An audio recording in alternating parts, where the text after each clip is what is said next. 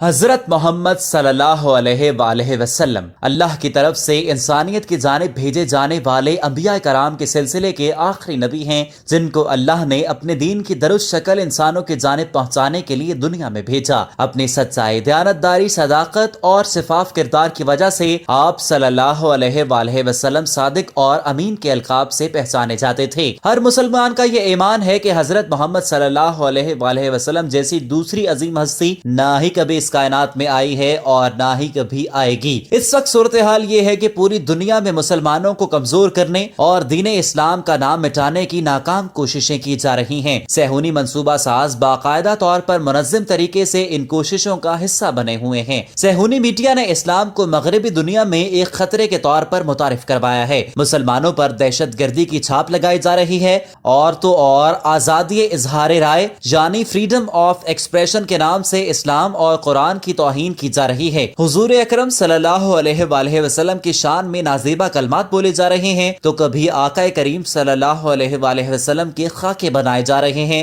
کبھی ان پر نازل ہونے والے کتاب کو جلایا جا رہا ہے۔ سن 2000 کے بعد سے اس میں باقاعدہ تیزی دیکھنے میں آئی ہے اور ہر سال کچھ نہ کچھ گستاخانہ مواد شائع کر کے مسلمانوں کے جذبات کو ٹھیس پہنچائی جاتی ہے۔ شاید مسلمانوں کے شدید احتجاج کے بعد یہ بات پوری دنیا کو سمجھ آنے لگی ہے۔ یورپی عدالت برائے انسانی حقوق نے آسٹرین خاتون کے خلاف توہین رسالت کی سزا کو برقرار رکھنے کا حکم سنا دیا ہے۔ فرانس کے شہر اسٹراسبرگ میں قائم یورپی عدالت برائے انسانی حقوق کے 7 ججوں نے اس حوالے سے متفقہ فیصلہ دیا ہے اور ریمارکس دیے ہیں کہ پیغمبر اسلام کی توہین آزادی اظہار کے زمرے میں نہیں آتی۔ آسٹرین عدالت نے آزادی اظہار کے ساتھ دوسروں کی مذہبی جذبات کے تحفظ کو بھی مد نظر رکھا ہے۔ عدالت نے کہا ہے کہ توہین رسالت آزادی اظہار کے زمرے میں نہیں آتی۔ اظہار رائے کی آزادی یہ نہیں کہ اس کی آڑ میں مسلمانوں کی دل آزاری کی جائے۔ یورپی عدالت برائے انسانی حقوق کے اس تاریخ ساز فیصلے پر ہر مسلمان کے دل کو